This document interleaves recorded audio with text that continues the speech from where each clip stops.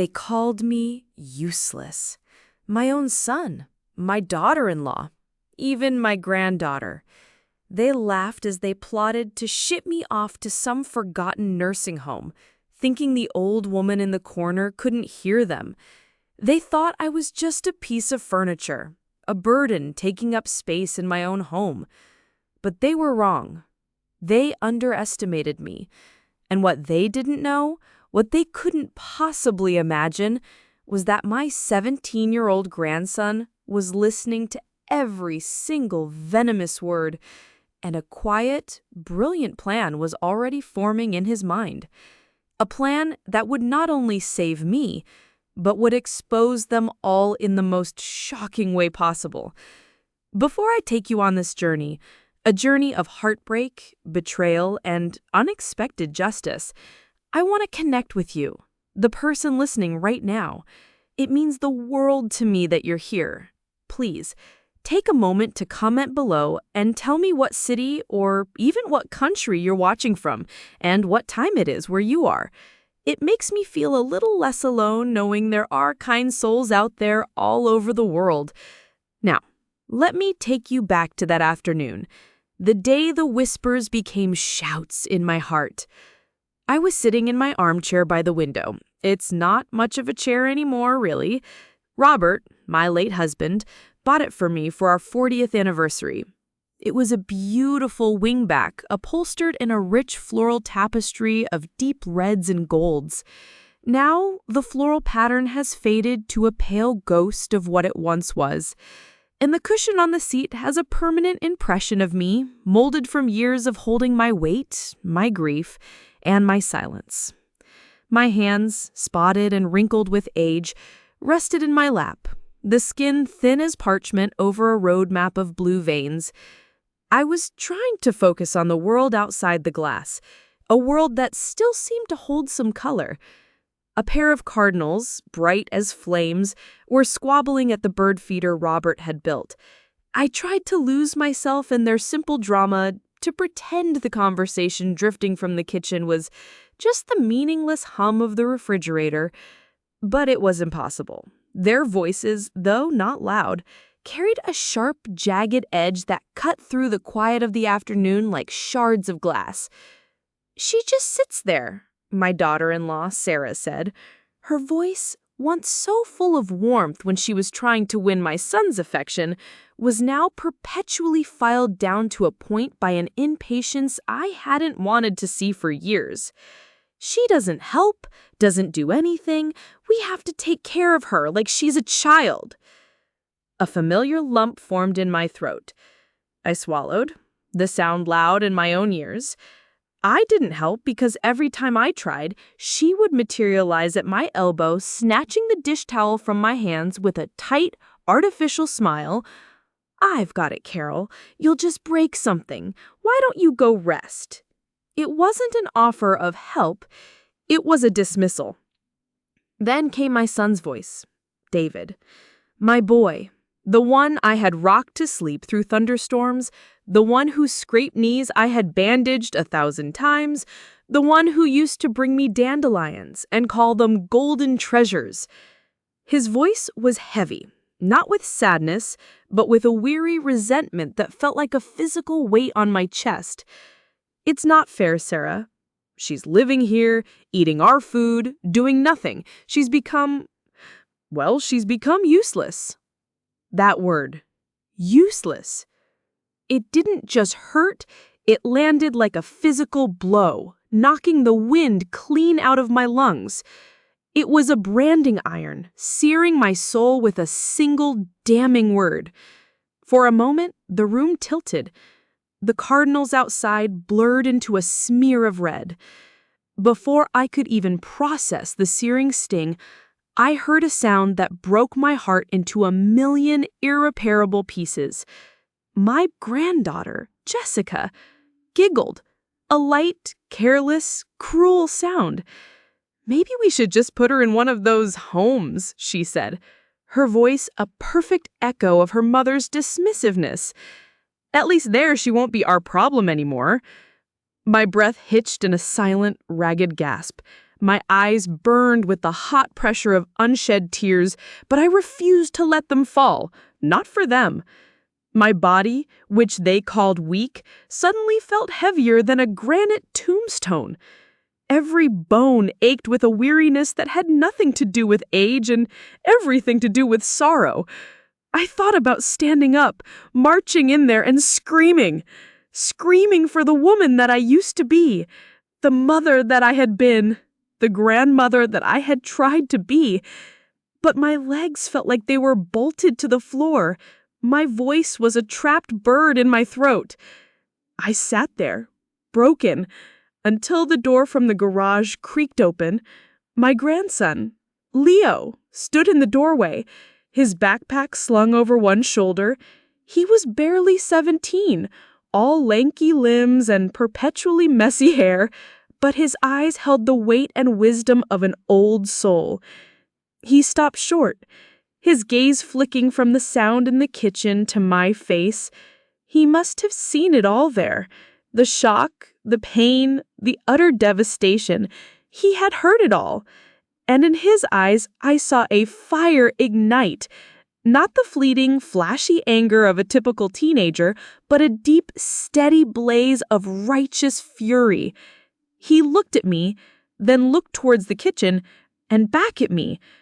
I sat there, frozen in my chair, not knowing that in that exact moment, a silent promise was being forged in the heart of that quiet boy. A battle line had been drawn through the center of our home, and my grandson had just, without a single word, chosen his side. That word, useless, continued to echo in the hollow, lonely spaces of my heart long after their conversation had ended. It was a cruel, final judgment, a label they had slapped on me as if it was a clearance sticker on an old, unwanted piece of merchandise.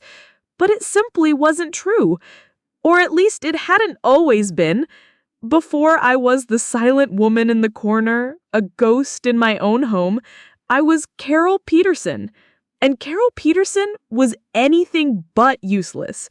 This house, the one they now saw as their own personal kingdom, was built on the foundation of my strength and my husband Robert's unwavering love. He was the dreamer, the one with the steady hands who could build anything from a birdhouse to a backyard deck. But I was the planner, the pragmatist, the one who made sure the dreams had a solid footing in reality. My hands, now deemed too shaky to hold a dinner plate without risk, once balanced the family budget down to the very last penny. They had tilled the soil in the backyard, planting a vegetable garden that fed us all summer and filled our pantry with canned goods for the winter. They had kneaded dough, baked every single birthday cake from scratch, and stitched up torn blue jeans and broken hearts with equal care. People in our small Ohio town used to come to me for advice. My kitchen table, a sturdy oak table that Robert had built, was a sanctuary. It was where neighbors came to unload their troubled hearts over a cup of coffee. It was the command center for planning church bake sales, community fundraisers, and school carnivals. I was the one who remembered everyone's anniversaries, the one who knew the secret to a perfect pie crust, the one who knew just what to say when life got too heavy to bear. I was the glue that held so many things together. Robert used to joke that I was the family's heart, and without a heart, a body is just an empty, aimless shell. He was right. After he passed from the cancer that ate away at him so slowly, so cruelly, I felt like the heart had been ripped out of me, and the shell was all that remained. That's when David and Sarah had invited me to live with them. It seemed like the most natural thing in the world, a family taking care of its own. My two grandkids, Jessica and Leo, were still in middle school then, their lives a whirlwind of homework and soccer practice. I thought maybe, just maybe, this new chapter would fill some of the cavernous emptiness Robert had left behind. And for the first year or so, it did. I found a new, quieter rhythm. I helped where I could, finding comfort in the familiar domestic tasks. I folded laundry, the clean, warm scent of cotton, a small, tangible comfort in a world that had become so uncertain. I'd pick the kids up from school, listening to their breathless chatter about friends and teachers, feeling a sense of purpose again. But gradually, a chill began to set in. It wasn't a sudden storm, but a slow, creeping frost that numbed everything it touched. Sarah started correcting my stories mid-sentence, a small, sharp interruption that always made me lose my train of thought. "No, Mom, it was a Tuesday, not a Wednesday when we went to the zoo, and David was wearing the blue shirt, not the green one." It was a subtle way of telling me my memories were unreliable, that my version of the past was faulty. David stopped asking my opinion on which tomato plants to buy for the garden, a spring tradition he and I had shared since he was a boy. He'd just come home with the flats one day, already planted, erasing me from that small piece of our shared history. The little things started to pile up, each one a tiny paper cut on my soul, invisible to the naked eye but stinging nonetheless. A plate not set for me at the breakfast table. The living room door quietly closed for family movie night. It wasn't loud or aggressive. It was worse. It was a quiet, constant, suffocating erasure. I started to feel like a ghost haunting the hallways of my own life, a black and white photograph in a world that had moved on to vibrant color. If this story is already touching your heart, take a moment to like this video and subscribe to the channel. Every story we share comes from a place of truth, and your support helps us bring more to you. I tried to tell myself I was being overly sensitive, that I was just imagining it. Grief can play cruel tricks on your mind, I'd reason. Families get busy, life moves on. But then came the day I knew, without a shadow of a doubt, that it was real. It was a simple thing, really, my most cherished possession, the one tangible thing that connected me to my 52 years with Robert, vanished into thin air. And in their reaction, I saw the cold, hard truth of my new reality. The one thing I treasured above all else, the one possession that held the entire 52-year history of my marriage, was Robert's old gold pocket watch. It wasn't particularly valuable in a monetary sense, just a simple, elegant teep time his father had given him upon his graduation. But Robert had carried it every single day of our life together. The smooth, worn gold felt like an extension of his hand in mine, the faint, rhythmic ticking a sound as familiar and comforting as his own heartbeat. After he was gone, I kept it in a small, velvet-lined jewelry box on my dresser, a sacred space that was mine alone. I'd open it every morning, not to check the time, but just to see it, to touch it. It was my private ritual, a quiet good morning to my beloved husband, a way to start the day with his memory held firmly in my hand. One Tuesday morning, I went through my usual routine. I woke, dressed, and then turned to my dresser. I opened the hinged lid of the wooden box, and my heart stopped. It was empty. The velvet indentation where the watch always rested was a hollow, gaping void. A cold, sharp panic seized me. It was the kind of primal fear that steals your breath and makes your vision tunnel. It wasn't there. It couldn't be. I must have moved it. My hands, suddenly clumsy and trembling, fumbled as I emptied the entire contents of the box onto the dresser. A string of pearls, a few old brooches, a pair of earrings, but no watch. I tore my room apart.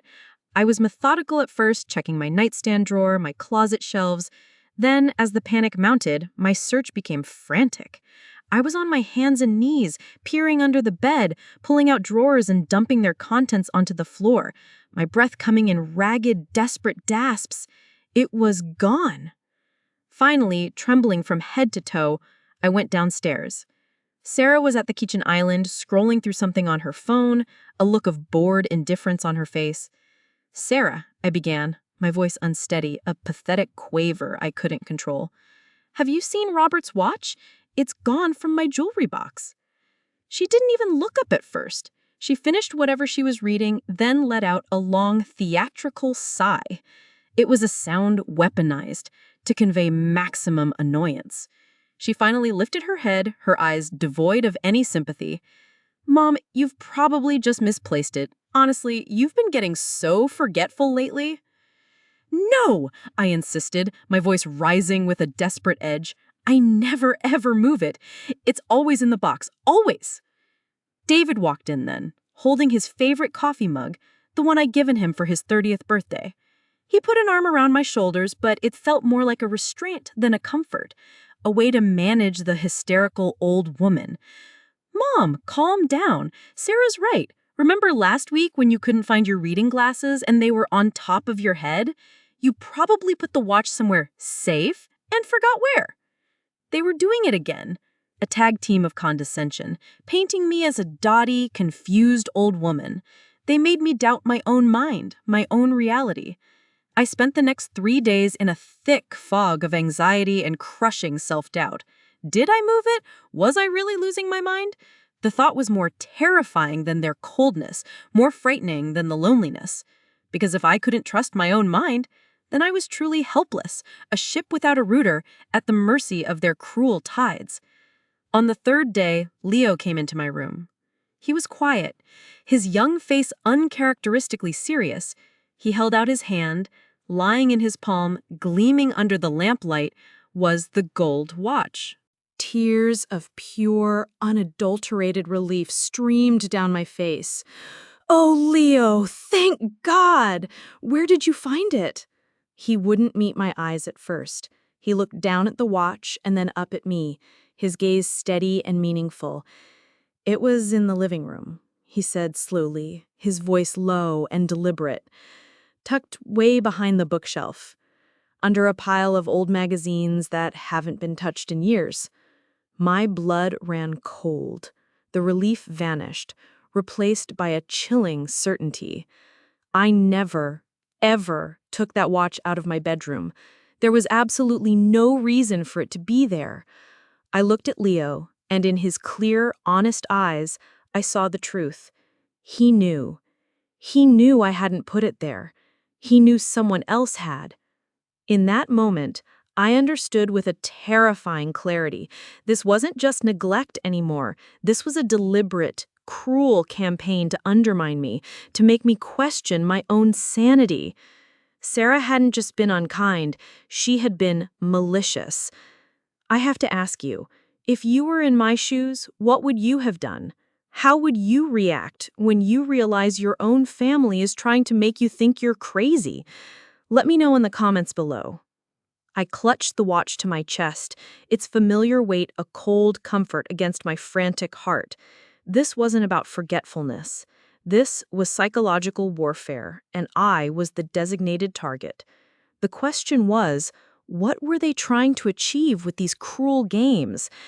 I was about to find out it was something far more sinister than I could have ever imagined. After the deeply unsettling incident with the watch, a new kind of fear took root in my heart. It was no longer the dull ache of being ignored, but the sharp, chilling realization that my family's cruelty was calculated. This wasn't just impatience or selfishness, it was a strategy. And soon, that strategy began to focus on the one area where I felt increasingly vulnerable and out of my depth: my finances. For my entire life, I had been the one who managed the household money.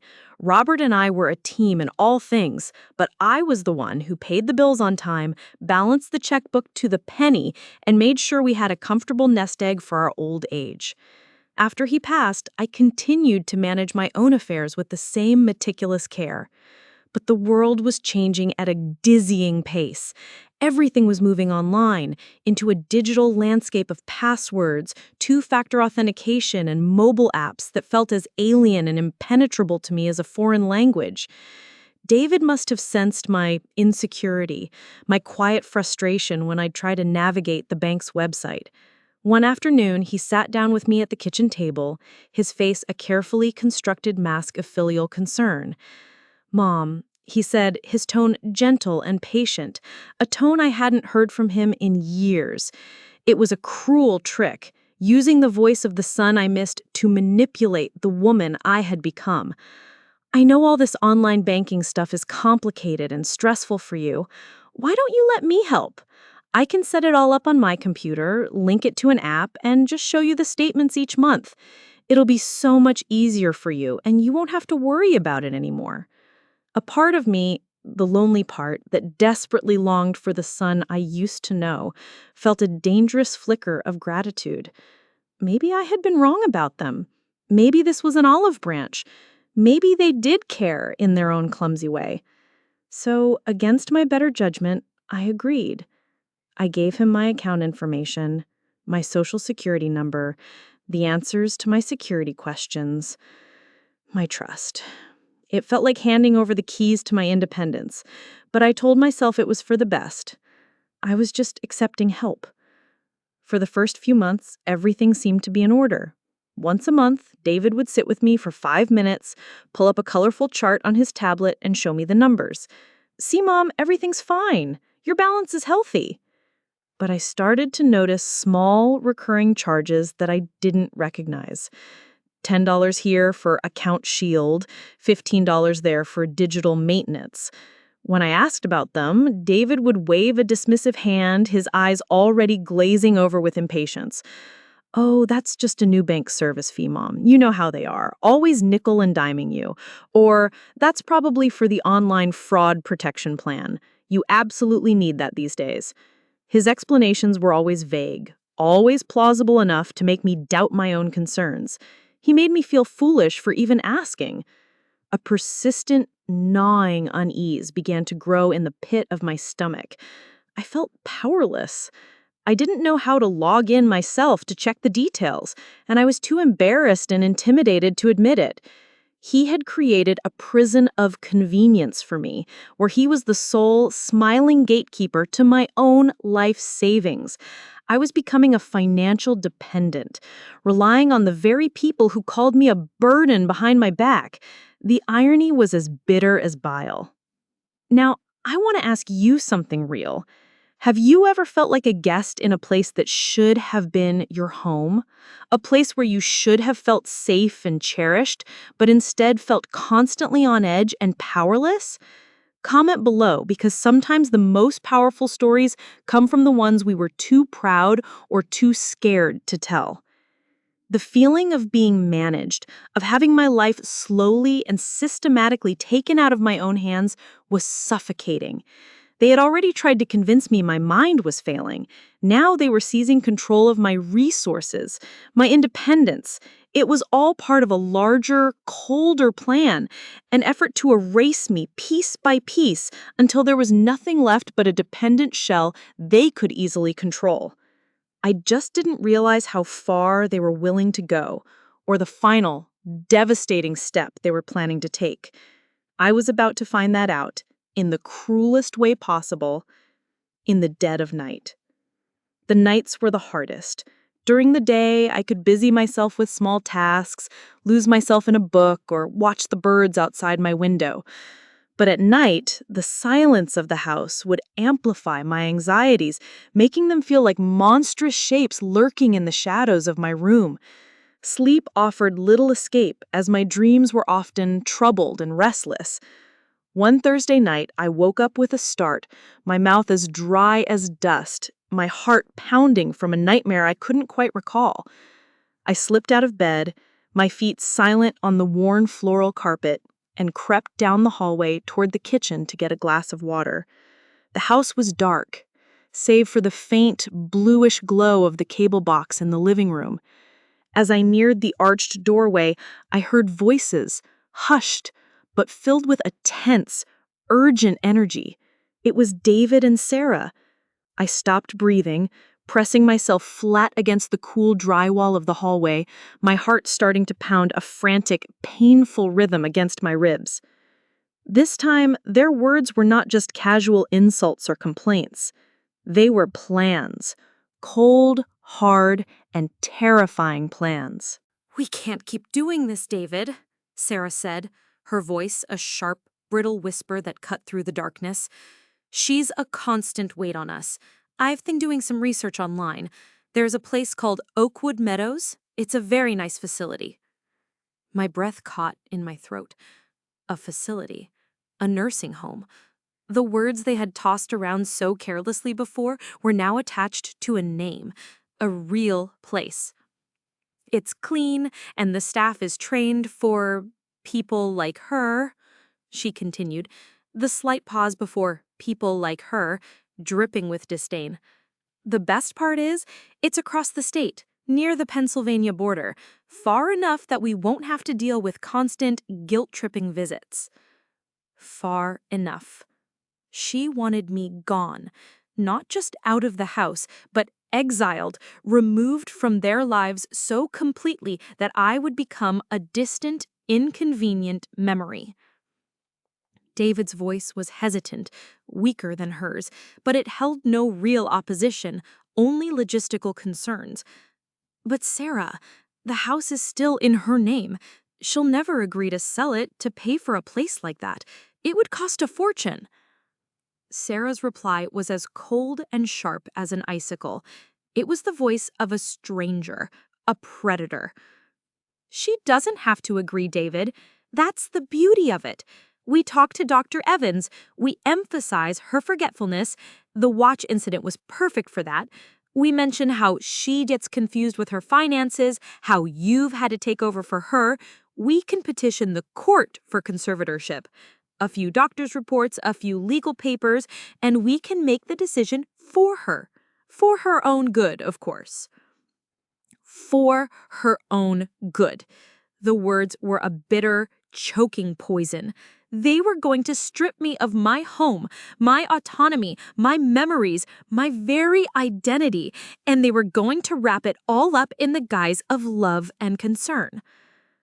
I felt the wall against my back, the only thing holding me up as my knees threatened to buckle beneath me. I felt like I was drowning, the air in the hallway turning thick and unbreathable. They weren't just talking about putting me in a home. They were talking about legally erasing me, having me declared incompetent by a court of law so they could steal my life's savings and the home Robert and I had poured our hearts and souls into building together. I know you must be feeling the anger and the injustice of it all right now. It's a terrible thing to feel so utterly betrayed by your own flesh and blood.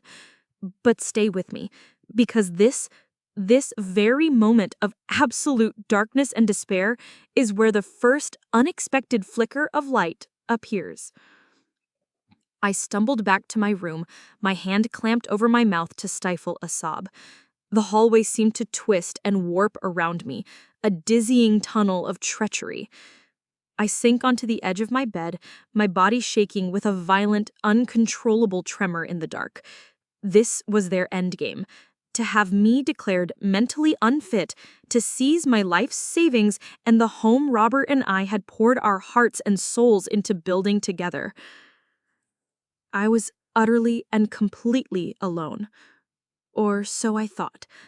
Just as a single hot tear finally escaped and traced a burning path down my cheek, I heard a soft, hesitant knock on my bedroom door.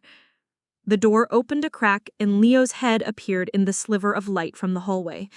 He stepped inside, his face pale in the dim light, and in his young eyes, I didn't just see anger anymore.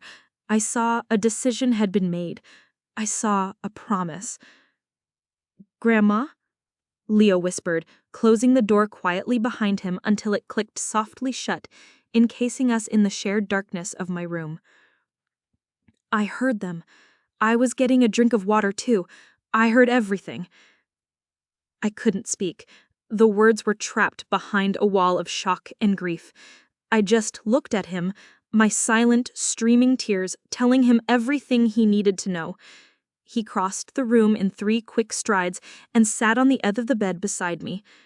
He didn't offer empty platitudes or tell me it would all be okay.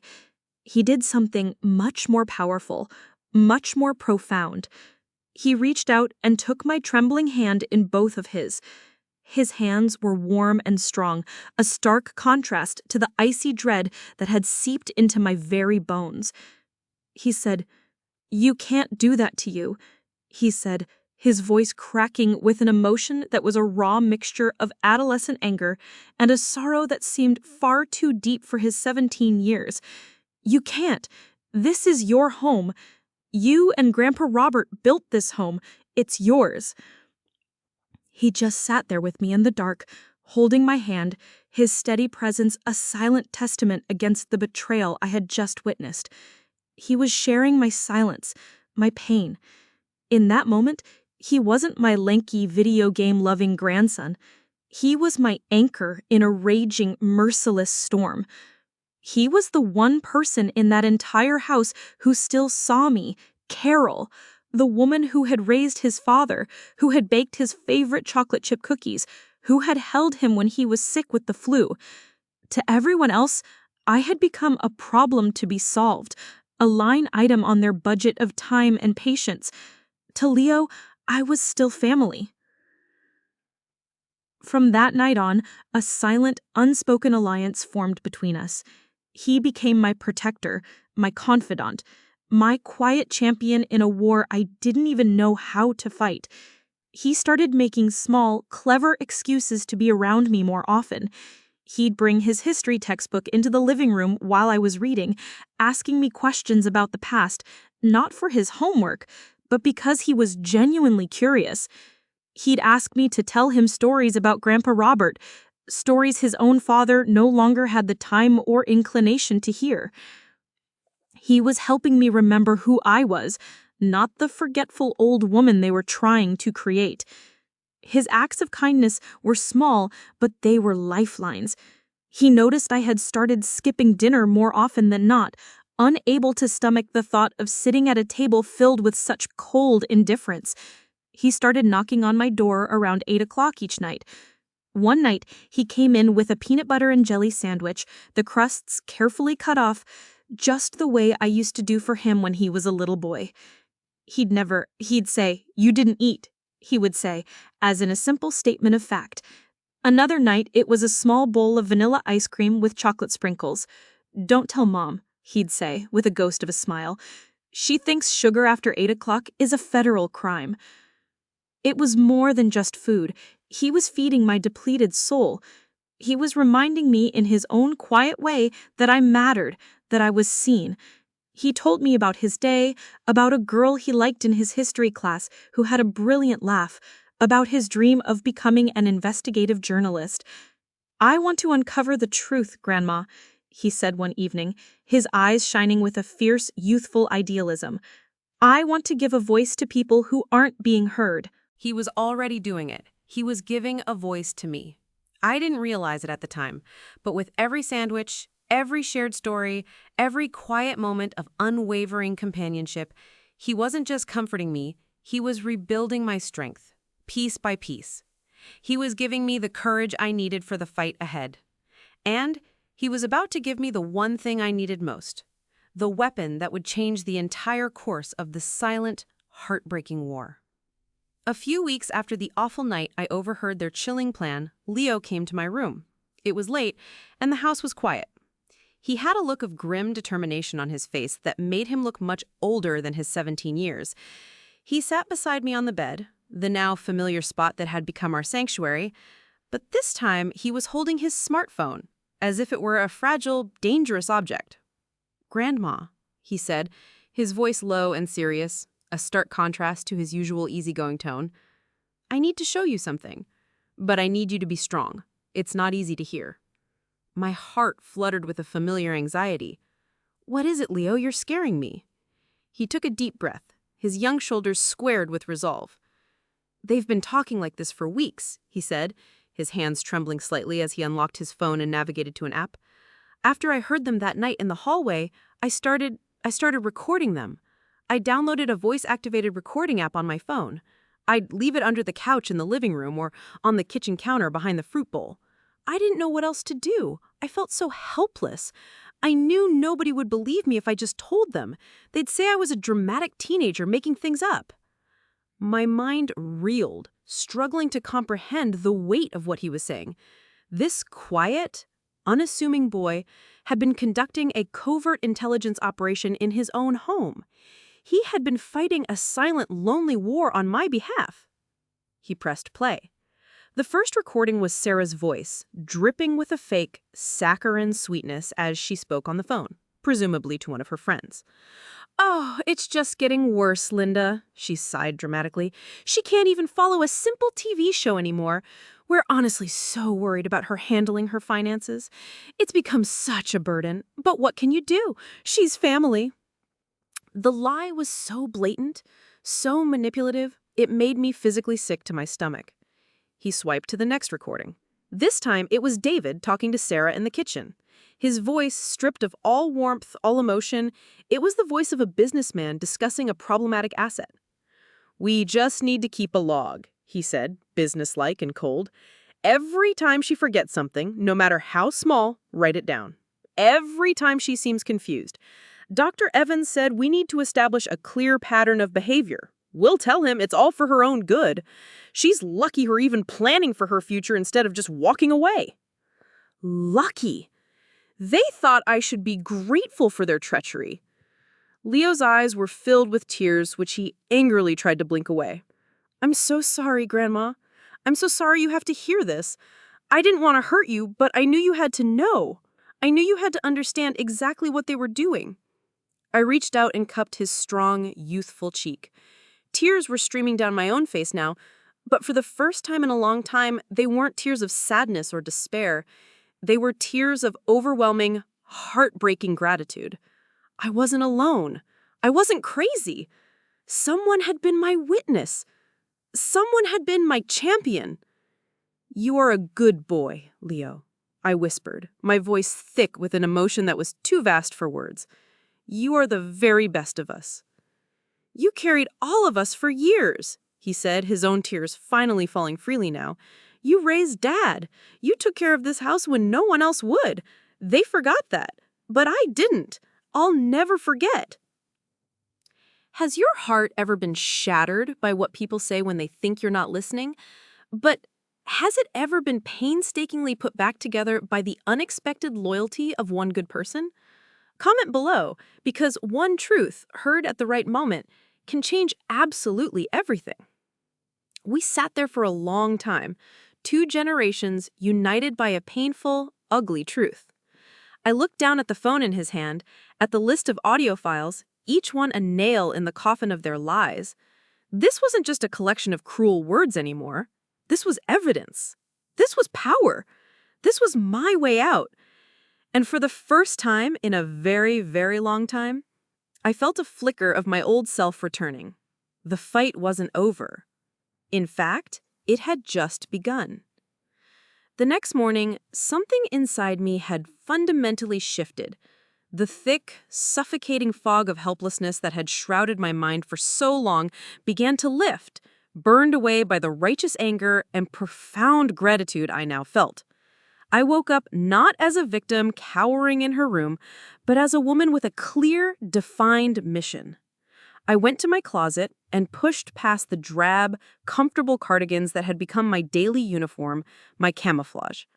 I reached into the back and pulled out a crisp blue silk blouse, one I hadn't worn since Robert's funeral. It felt strange and wonderful against my skin. I sat at my vanity, a piece of furniture that had become little more than a dusty surface, and I took my time. I brushed my hair until it shone, each stroke a small, deliberate act of defiance. I looked at my reflection in the mirror, at the tired eyes and the roadmap of worry etched into my face. But this time, I saw something else too. I saw a flicker of the woman I used to be, a spark of resilience that had not yet been extinguished. "Carol," I whispered to my reflection, my voice raspy from disuse, "you are still here." Leo was in the hallway when I came out of my room, on his way to the kitchen for breakfast. He stopped short, his eyes widening slightly as he took in my appearance. He saw the blouse, the carefully brushed hair, the new light in my eyes. A slow, understanding smile spread across his face. "Are you going somewhere, Grandma?" "Yes," I said, my voice steadier and stronger than it had been in years. "I have something important to do. It's time I finish what they started." He didn't ask any more questions. He didn't need to. He just nodded. That quiet, unwavering strength in his eyes, giving me all the encouragement I needed. I had spent a good portion of the night before on my old, slow laptop, my fingers moving deliberately across the keyboard. I had searched for elder law attorneys near Cleveland. I didn't just look for the first name that popped up. I read reviews, I looked at websites, I read their mission statements. I found one that felt right. a man named Mr. Arthur Miller, whose firm specialized in elder financial abuse and conservatorship defense. His website had testimonials from people just like me. I didn't tell David or Sarah where I was going. I simply walked out the front door, called a taxi, and went. The simple act of navigating the trip on my own, of taking control of my own destination, felt like a monumental victory. Sitting in Mr. Miller's quiet, book-lined office, I felt a nervous flutter in my stomach, but I pushed it down with a firm resolve. I had come too far to turn back now. Mr. Miller was a kind-faced man in his late 60s, with gentle eyes that held a sharp intelligence behind his calm demeanor. He didn't rush me. He simply said, "Mrs. Peterson, please tell me everything from the beginning. Take all the time you need." And so I did. I told him everything. I started with Robert's passing and the move. I told him about the growing coldness, the subtle dismissals, the constant corrections that made me doubt my own memory. I told him in detail about the lost watch and the chilling realization that it had been a deliberate act of gaslighting. I told him about the suspicious bank fees and how David had taken control of my online accounts. And then I took out my phone, which Leo had helped me transfer all the audio files to. "My grandson recorded these," I said, my voice steady. He was afraid no one would believe him, or me. I played one of the recordings for him, the one where they discussed the nursing home and the conservatorship. He listened intently, his fingers steepled under his chin, his calm expression slowly hardening into a mask of cold, professional anger. When it was over, he was silent for a long moment. He looked at me, no longer just with sympathy, but with a steely resolve that mirrored my own. "Mrs. Peterson," he said, his voice firm and clear, "what your family is doing is not just immoral, it is illegal. This is a classic, textbook case of undue influence and attempted financial elder abuse.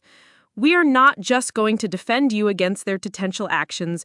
We are going to build a fortress around you and your assets so strong they will never be able to touch you or them again." A wave of relief so powerful it almost made me dizzy wash over me. I wasn't just fighting with my heart and a teenager's secret recordings anymore. I was fighting with the full force of the law on my side. And as I sat there, a plan began to form in my mind. A plan to turn their own cruel scheme back on them in the most final and decisive way possible. Sitting in that quiet, dignified law office, surrounded by the comforting scent of old books and lemon polish, I felt a clarity I hadn't experienced since Robert was alive. The path forward, which had been a confusing, terrifying fog, was now sharp and clear. There was no more room for doubt, no more space for the misplaced, one-sided family loyalty that had kept me silent for so long. There was only the truth, and the actions that truth demanded. "Mr. Miller," I said, my voice ringing with a newfound authority that surprised even myself, "I want to change my will.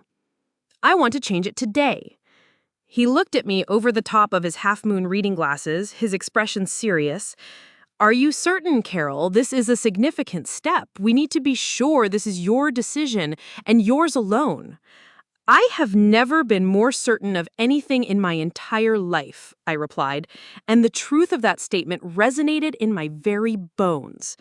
For the next hour, we went through every single detail of my estate with painstaking precision.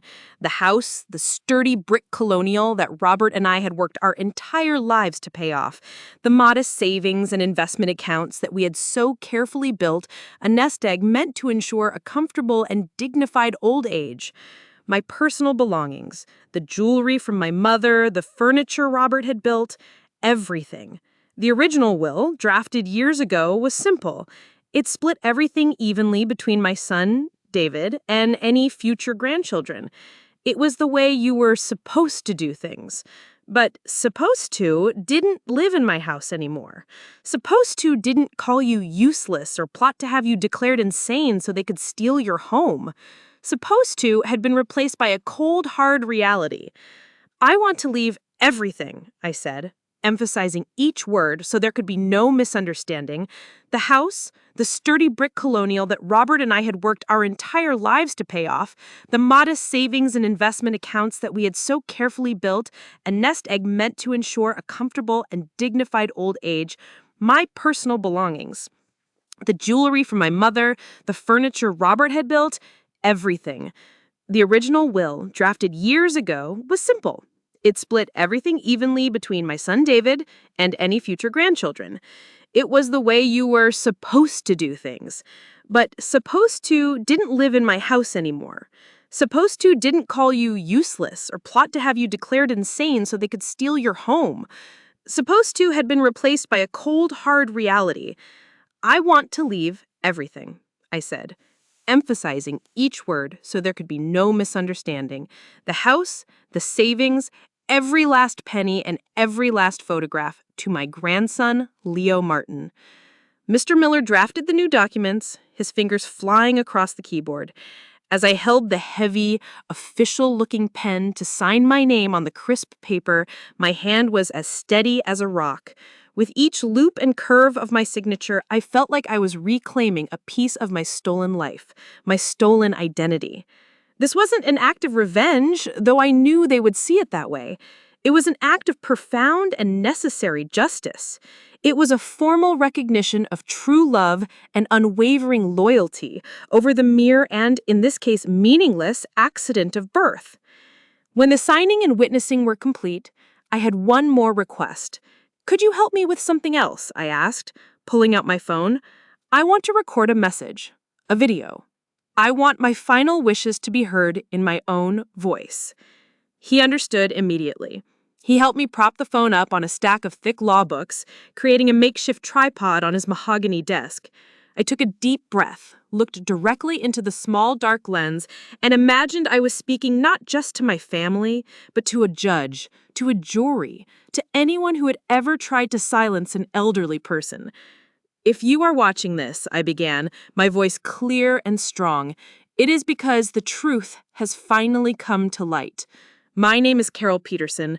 I am 78 years old, and I am not senile, I am not incompetent, and I am certainly not irrelevant." I laid it all out with a calm, factual precision. I spoke about the conversations I had overheard. I detailed the manipulation, the gaslighting with the watch, the financial deception. I didn't raise my voice or cry. I simply stated the facts, my calm demeanor a powerful testament to my clarity of mind and my resolve. "I have made the decision to leave my entire estate to my grandson," I continued, looking firmly into the camera. "Not because he influenced me, but because he saw me. He listened to me. He defended me when no one else would. He showed me that love is not an obligation that comes with a family tree. It's a choice you make every day. It's about who shows up when the lights go out."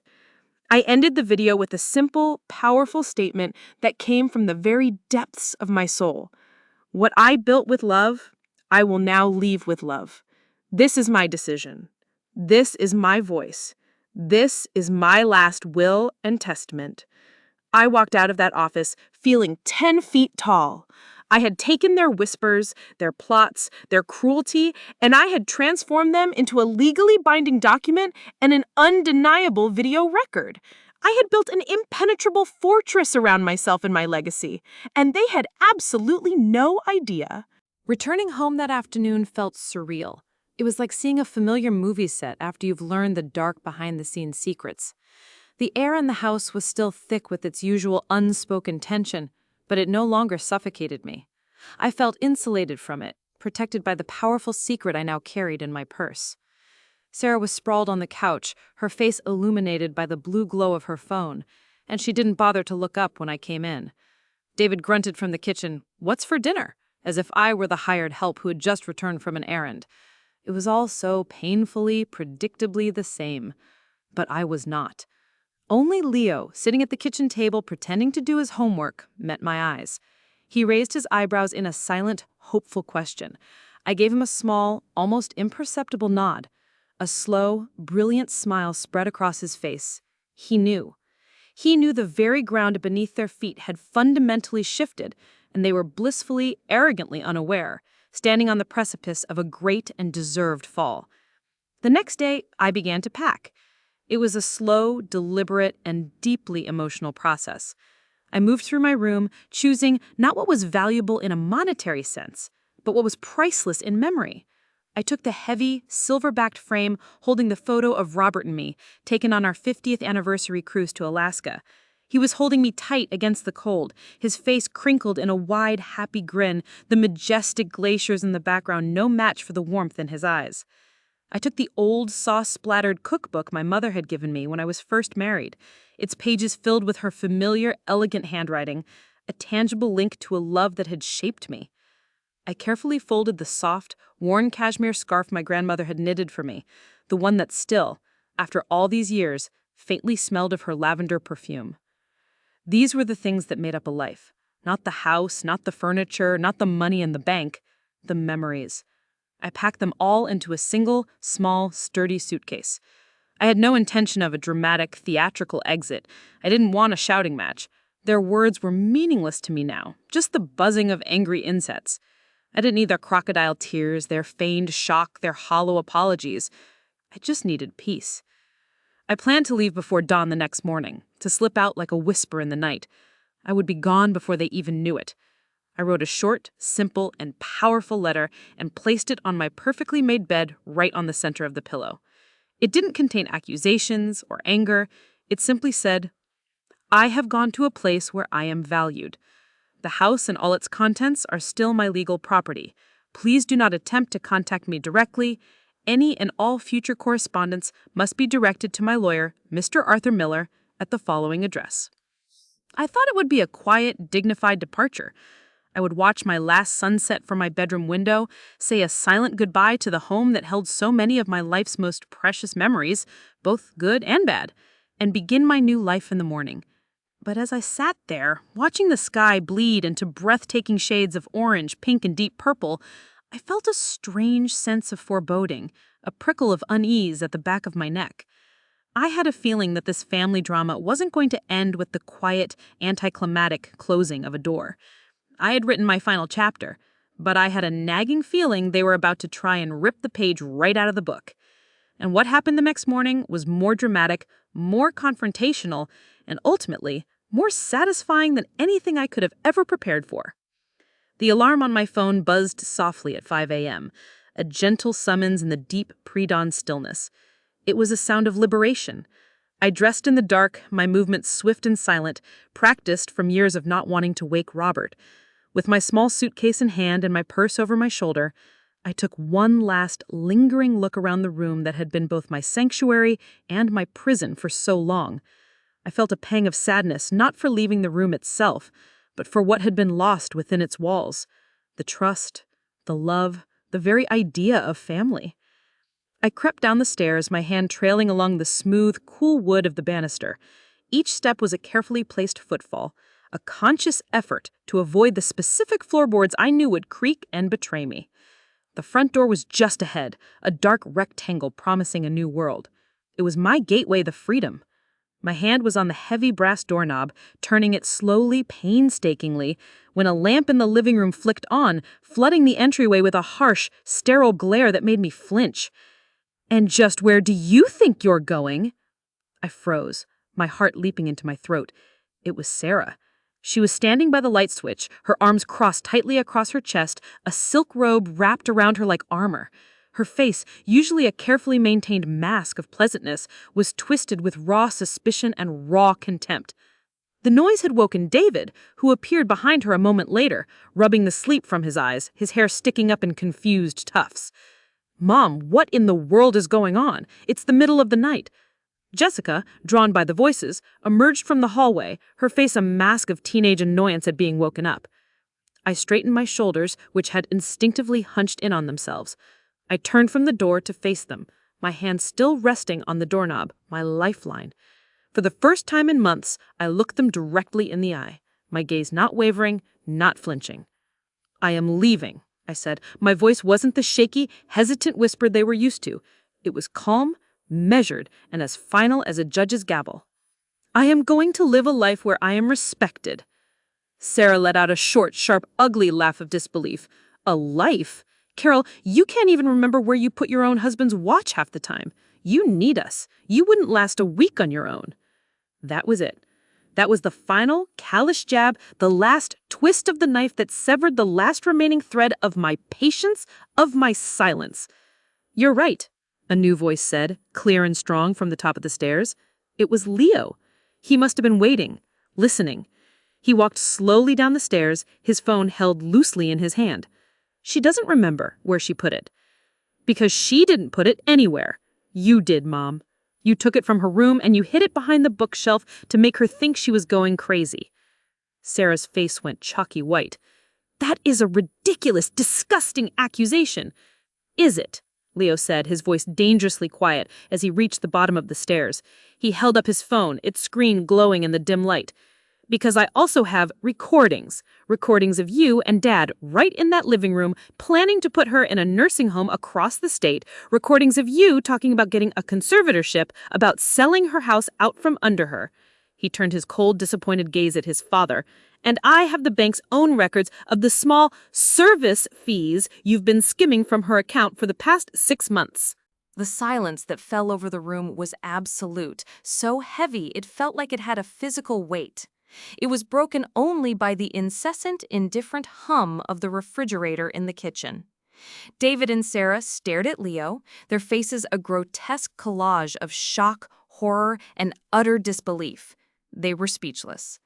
Utterly and completely exposed by the quiet boy they had barely paid attention to, the one they had dismissed as just a kid.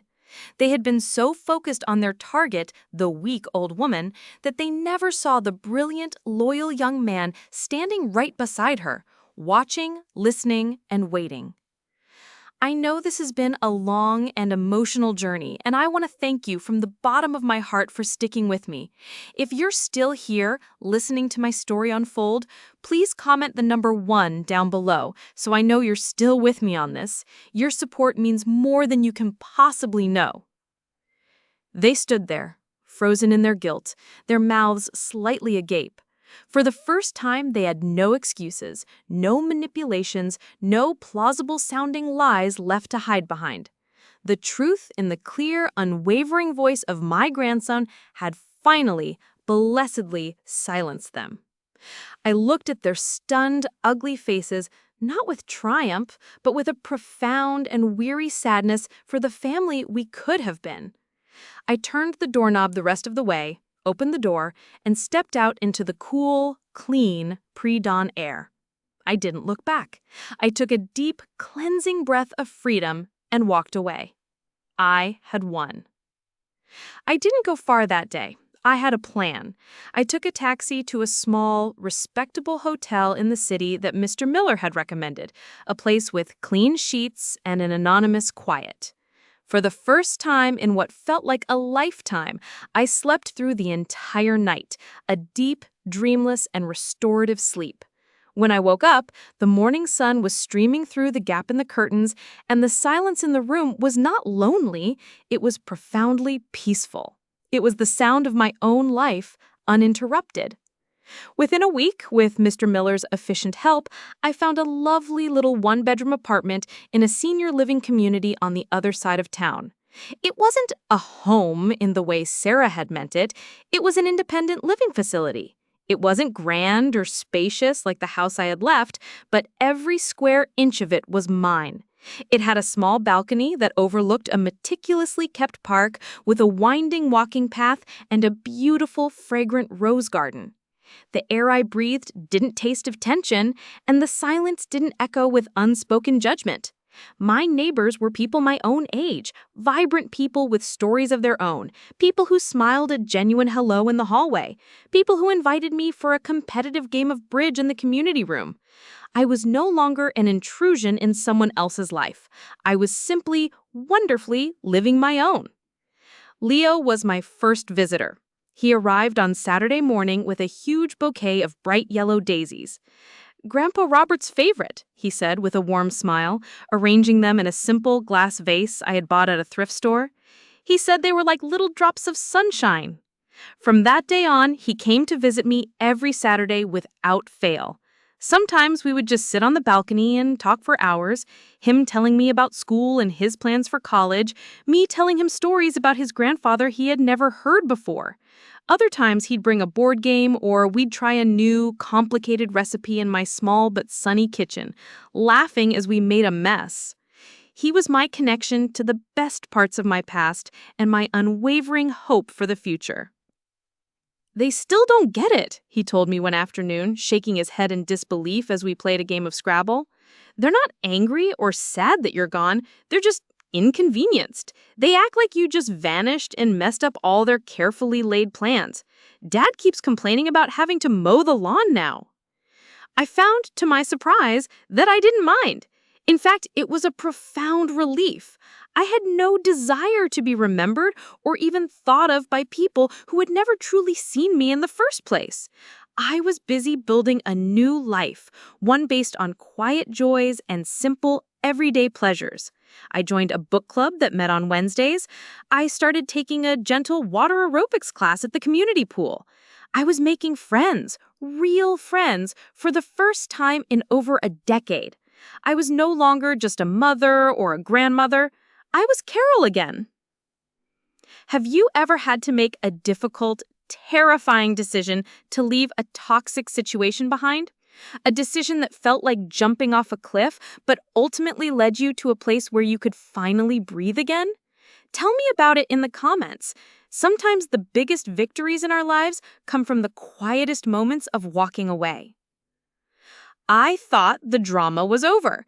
I truly believed that I had closed that chapter of my life for good. I thought I had finally found my hard-won peace. But then, about a month after I had settled into my new apartment, I received a thick, official-looking envelope in the mail. It was from a law firm I didn't recognize. I opened it with a sense of trembling dread, and my heart sank like a stone as I read the first line. David and Sarah were formally petitioning the court to have me declared incompetent and were challenging my right to manage my own affairs.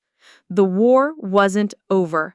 They were launching their final, desperate, and pathetic attack.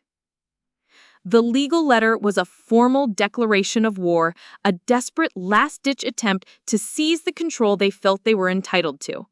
It was filled with cold, clinical, and utterly false language, accusing me of being susceptible to undue influence from a minor and claiming that my recent actions were indicative of a rapidly deteriorating mental state. They were officially trying to have me declared incompetent, with my son, David, petitioning the court to be named my legal guardian and conservator. It was their original whispered plan, now laid out in black and white on official legal letterhead, a testament to their shameless, boundless greed. You probably guessed they would pull a stunt like this, didn't you? People who are that entitled, who believe the world owes them something, don't give up easily. But what they didn't know, what they could possibly comprehend, was how thoroughly and meticulously prepared I was for this exact moment. My lawyer, Mr. Miller, was not surprised in the least. "This is a standard tactic, Carol," he assured me over the phone, his voice a calm and steady presence in my moment of renewed anxiety. "It's ugly, it's stressful, but it's also a Hail Mary pass on their part, and we are more than ready." The court, as is standard procedure, ordered a formal mediation session before the case would proceed to a judge. It was a chance for both parties to come to an agreement without a costly and public court battle. We all gathered in a sterile, soulless conference room at a neutral law office downtown. The air was thick with a tension so palpable you could almost taste it. On one side of the long, polished table sat me, Mr. Miller, and Leo, who had insisted on being there for moral support. On the other side sat David, Sarah, and their stern-faced, expensive-looking lawyer. Their lawyer began, his voice smooth and practiced. He painted a masterful, tragic picture of me as a confused, fragile, and beloved matriarch who had sadly lost her way. He portrayed me as a woman who had been cunningly manipulated by her own emotionally unstable grandson. He spoke with great sadness of my episode with the lost watch, my increasing confusion over my personal finances, and my abrupt and irrational departure from their loving, supportive home.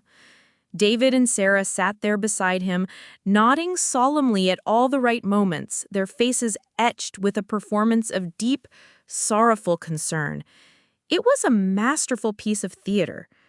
When he was finished, Mr. Miller calmly cleared his throat. "Thank you for that compelling work of fiction," he said, his voice dripping with polite sarcasm. "Now, we'd like to present a few facts."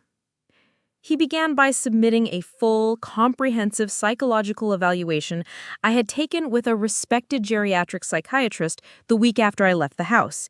He read a key passage aloud.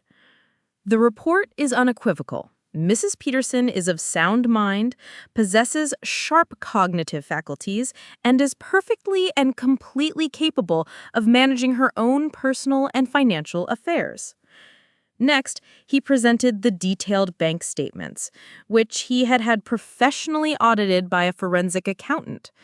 The audit highlighted a clear, undeniable pattern of small, unauthorized withdrawals and transfers made by David, totaling over $2,000. David's face turned a blotchy, furious red.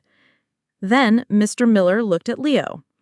"My client's grandson would also like to provide some context about the lost watch incident."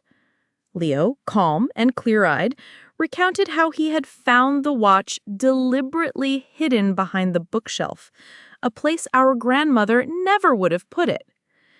The air in the room grew thick with a new kind of tension. Their lawyer began to shuffle his papers, looking flustered for the first time, but Mr. Miller wasn't finished.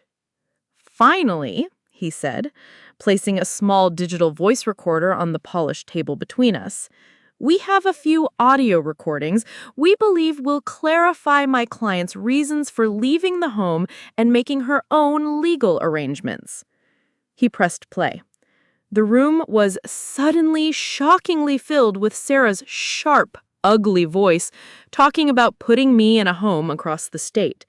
Then David's cold, calculating voice talking about building a pattern of behavior to have me declared incompetent. The color drained completely from Sarah's face. David looked like he was going to be physically sick. Their lawyer stared at them, his mouth agape in utter disbelief and professional horror. They had been caught red-handed by their own vile words. But the final, crushing blow, the one that ended the war for good, was when Mr. Miller turned to them and said, "And just so we are all clear on my client's wishes and her state of mind when she made them, she recorded a video message at the time she signed her new will." He slid a tablet across the table. "I suggest you watch it." They didn't. They didn't have to. They just stared at the tablet as if it were a venomous snake. Their lawyer leaned over and whispered furiously to them for a long, agonizing minute. Finally, he looked up at Mr. Miller, his face a mask of utter defeat and professional horror. They had been caught, red-handed, by their own vile words. But the final, crushing blow, the one that ended the war for good, was when Mr. Miller turned to them and said, "And just so we are all clear on my client's wishes and her state of mind when she made them, she recorded a video message at the time she signed her new will." He slid a tablet across the table. "I suggest you watch it." They didn't. They didn't have to. They just stared at the tablet as if it were a venomous snake. Their lawyer leaned over and whispered furiously to them for a long, agonizing minute. Finally, he looked up at Mr. Miller, his face a mask of utter defeat, and said, "His clients withdraw their petition." It was over. I had won. Not with shouting or anger, but with quiet, meticulous preparation and the undeniable, irrefutable power of the truth. As they gathered their things to leave, defeated and humiliated, I felt no hatred. I felt nothing at all for them anymore, only a profound sense of finality. You can't reap a harvest from a field where you only ever sowed seeds of cruelty. In the aftermath of that disastrous legal battle, a profound and welcome quiet settled over my life. There were no more threatening letters from lawyers, no more angry phone calls, no more attempts at manipulation. It was as if David, Sarah, and Jessica had simply ceased to exist, vanishing into a self-imposed exile of shame and humiliation. They had been so thoroughly and publicly defeated that they had no choice but to retreat.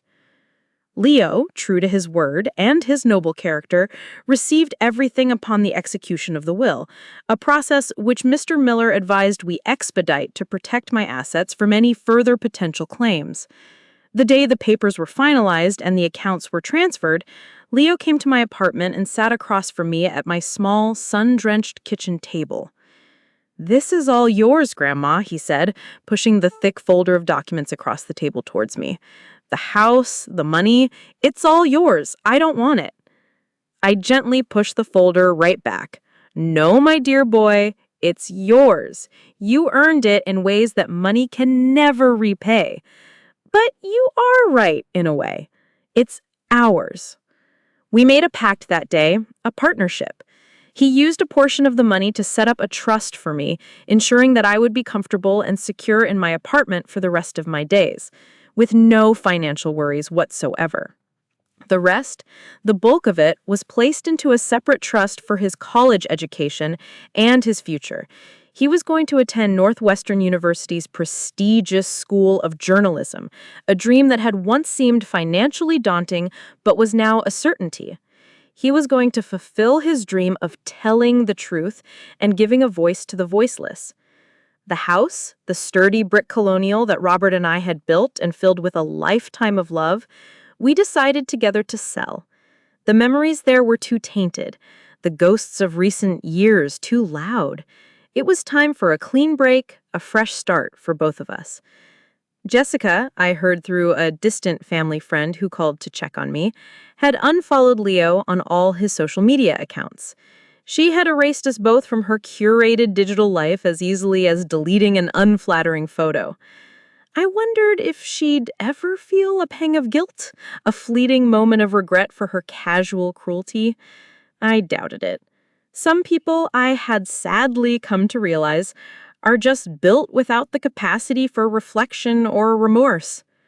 One sunny afternoon, as Leo and I were sitting on my balcony, watching the families play in the park below, he asked me a question that I had been asking myself. "Grandma," he said, his gaze thoughtful, "do you regret any of it? I mean, sticking around in that house for so long, putting up with it all?"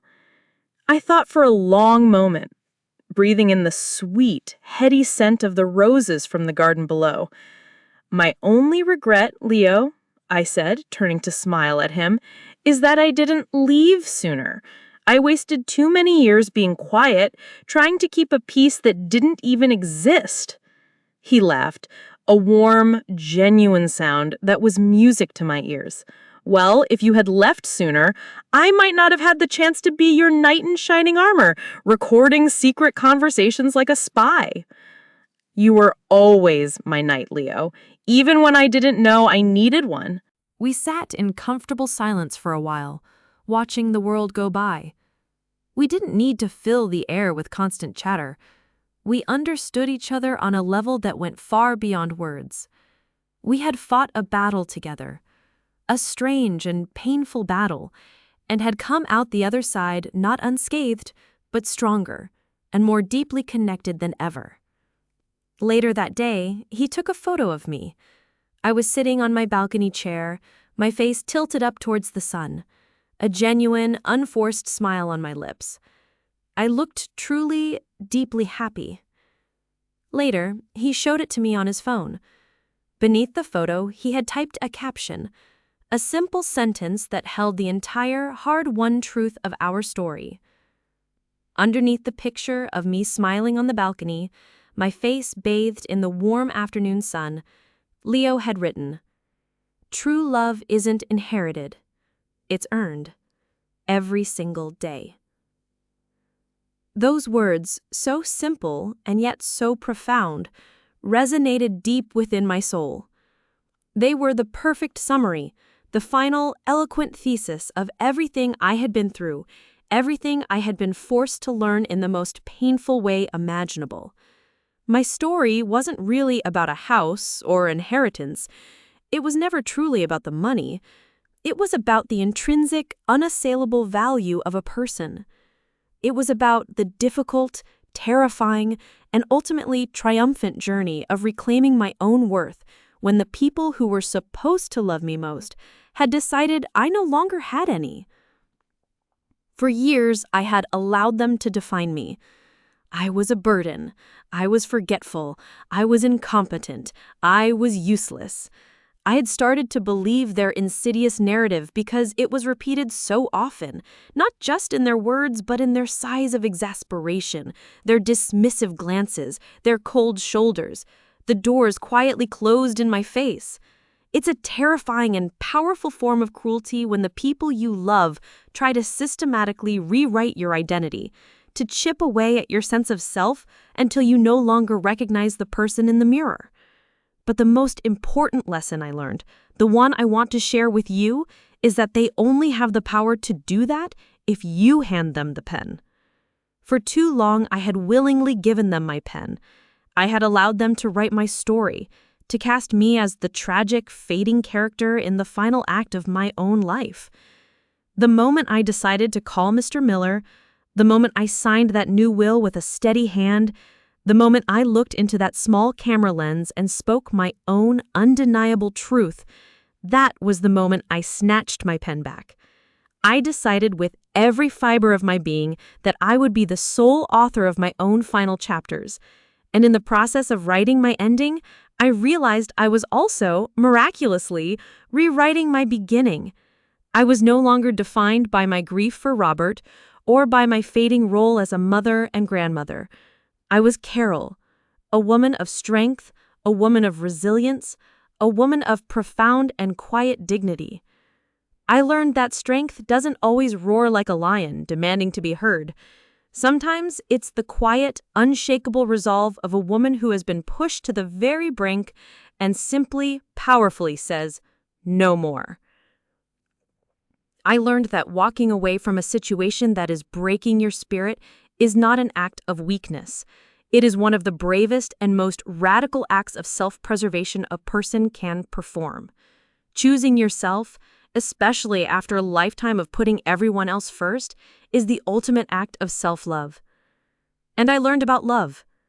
Real love. The kind of unconditional, unwavering love that Leo showed me. It doesn't keep a scoreboard of favors done or sacrifices made.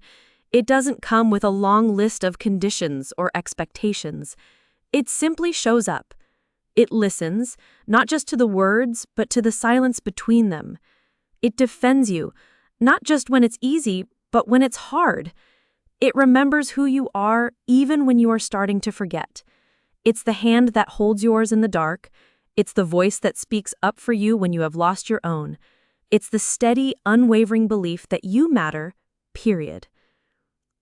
Do you believe true love is something we're born with, an automatic obligation of family, or is it something that is actively earned and re-earned through our actions every single day? Tell me what you think in the comments, because I believe that what we are willing to fight for and who we are willing to fight for reveals who we truly are. My journey started in a dark and lonely place, in a silent, worn-out chair, but it ended here, in the sunshine, on a balcony filled with the scent of roses, with the warm, happy laughter of my beloved grandson beside me. It ended with peace, and that is a legacy far greater and more valuable than any house or any bank account could ever be. So that is my story. It's not a fairy tale with a perfect ending, but it's a real story. A story of how I found my voice in the twilight of my life, a time when so many people, especially women, are expected to become quiet and fade into the background. If you are listening to this right now, and if any part of my long and painful journey resonates with you, I want to speak directly to your heart for a moment. If you have ever felt invisible, overlooked, dismissed, or made to feel like a burden by the very people who should lift you up and cherish you, please hear me. You are not what they say you are. Your value does not have an expiration date. Your worth is not determined by your productivity or your usefulness to others. It is inherent. It is absolute. Your story is not over, and it deserves to be heard, even if the only person who needs to hear it at first is you. Do not ever let anyone else hold the pen that writes your life story. Life will test us. It will push us into corners and try to convince us that we are small and powerless. It will send people into our lives who, for their own broken reasons, will try to diminish our light so that theirs can seem brighter. But I want you to know that inside every single one of us, there's a core of strength, a pilot light of resilience that can never be fully extinguished unless we allow it to be. Sometimes our saviors come in the form of an unexpected hero, like my wonderful Leo. But always, always remember the greatest and most reliable hero you will ever have is the one that resides within you, the one that whispers, "Get up, keep going, you matter." Trust in the power of truth. It is a slow and patient force, but it is relentless. Trust in the quiet strength of your own dignity. It is a shield that no amount of cruelty can ever truly penetrate. And never, ever believe that it's too late to start a new chapter. I am living proof that you can find joy, friendship, and peace at any age. My new life is quieter and simpler than my old one, but it is infinitely more joyful. It is authentic, it is peaceful, it is mine. If my story has moved you, or made you feel seen, or perhaps gave you a little bit of strength today, I would be so grateful if you would leave a like on this video and subscribe to the channel. There are so many more stories of truth, resilience, and the incredible strength of the human spirit to be shared. And you won't want to miss our next story, where a woman discovers the shocking secret her husband of 30 years kept hidden in a locked box in their attic. Thank you for listening, for sharing this time with me. It means more to me than words can ever say. It makes me feel a little less like the lonely woman in the chair and more like a part of a large, compassionate community. Please be kind to one another, and most importantly, be kind to yourself. And remember, no matter how dark the night gets, you are never, ever alone.